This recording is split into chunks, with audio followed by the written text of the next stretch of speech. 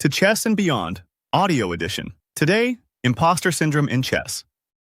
Have you ever won a game and still felt like it was luck? Like at any moment, your opponent would discover you're not as good as your rating says, that maybe you don't really belong at this level, that sooner or later, the blunders will expose you. This feeling has a name, and in chess, it's far more common than most players admit. Imposter syndrome doesn't only exist in offices or universities. It sits quietly at the chessboard too. And today, we're going to talk about it. Most players think imposter syndrome appears when you are weak. It doesn't. It appears when you improve. When your rating climbs faster than your self-image. When you start beating players you used to fear. Your mind hasn't updated yet. Your internal identity still says, I am a 1400. I am inconsistent. I'm not that kind of player. But the results say something else. Chess is brutally objective. The board does not care about your insecurities. If you win, you win. Yet internally, you explain it away. He blundered. I was lucky. He was tired. I don't really understand this position. This is the core tension. Your skill grows in silence, your self-image grows slowly, and the gap between both creates doubt. And here's the paradox. The more serious you are about chess, the more likely you are to feel this. Because strong players see their mistakes clearly. They see what they missed. They see the inaccuracies. They see the imperfections in their wins. Beginners feel proud of victories. Improving players feel exposed by them. And that's where imposter syndrome takes a seat at the board. Imposter syndrome in chess is not about lack of skill. It's about identity conflict. You reach a new level, but you still see yourself as the old version. Maybe you were the kid who always lost in the club. Maybe you were stuck at the same rating for years. Maybe you once blundered in a tournament and never forgot the embarrassment. Those memories become part of your narrative. And chess is deeply connected to narrative, because every game feels like proof of who you are. A win doesn't feel like a point.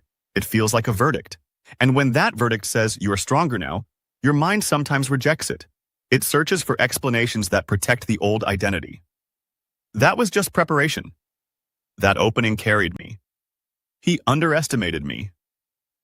Notice what's happening. You are protecting a smaller version of yourself, and strangely, it feels safer. Because if you are not that good, then mistakes are expected. But if you are that good, then expectations rise, and expectations create pressure. Imposter syndrome is often just fear of the responsibility that comes with improvement. There is another layer to this. Chess gives constant feedback. Every move is judged. Every inaccuracy is measurable. Every mistake is recorded. Engines don't care about effort. They don't care about nerves. They don't care that you were tired. They show you truth. And when you review your games, especially after a win, you see things like inaccuracy, better move available. So even in victory, you see flaws. Over time, this builds a distorted perception. You stop evaluating yourself by results. You evaluate yourself by perfection. And perfection does not exist in practical chess. Even grandmasters miss ideas. Even world champions miscalculate. But your mind compares your internal chaos with the imagined precision of stronger players. You think they calculate everything. They see clearly. They are confident. They don't. They just tolerate uncertainty better. And that is an important distinction. Imposter syndrome is not proof that you are weak. It's proof that you are aware. The question is not how to eliminate doubt. The question is how to play well while doubt is present. Imposter syndrome becomes strongest at very specific moments. Not when you are losing, but when you are about to step into a new level. When your rating crosses a barrier you once respected. When you enter a stronger tournament. When you sit across from a player you used to study online. When you start winning more consistently than before. These moments create exposure. You feel seen. And with that visibility comes a quiet fear. What if I can't maintain this? So instead of enjoying progress, you begin defending it. You play not to lose rating, not to lose status, not to lose the image of improvement. And this is where imposter syndrome begins to influence decisions. You choose safer lines, not because they are better, but because they feel less revealing. You avoid complications, not because you can't calculate them, but because you don't want to be exposed if you're wrong. You simplify winning positions too early. You accept draws you didn't need to accept.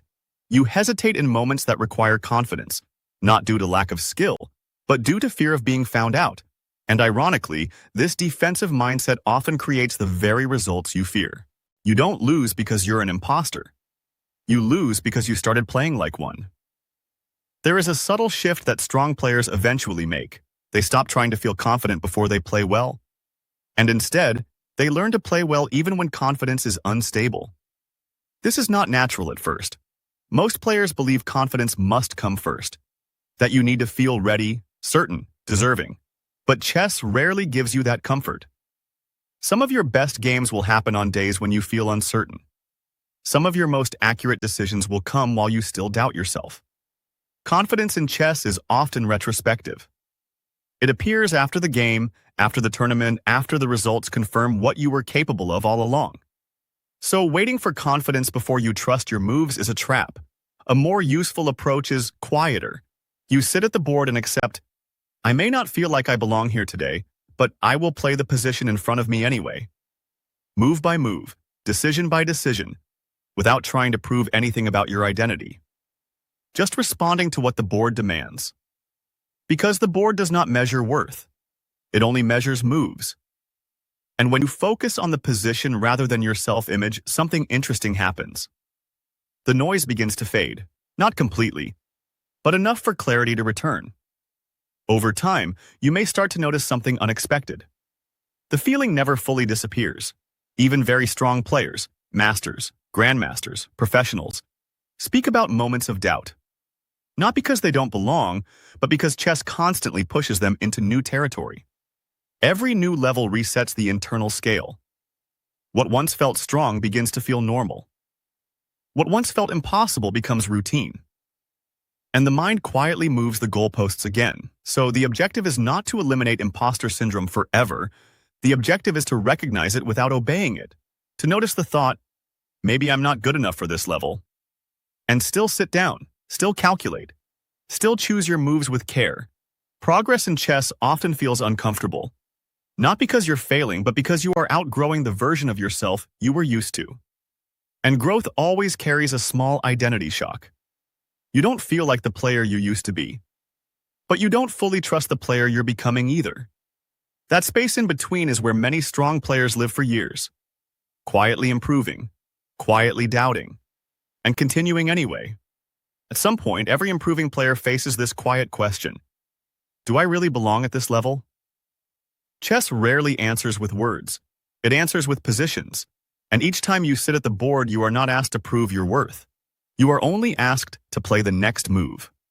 Imposter syndrome loses much of its power when you stop treating chess as a verdict on who you are.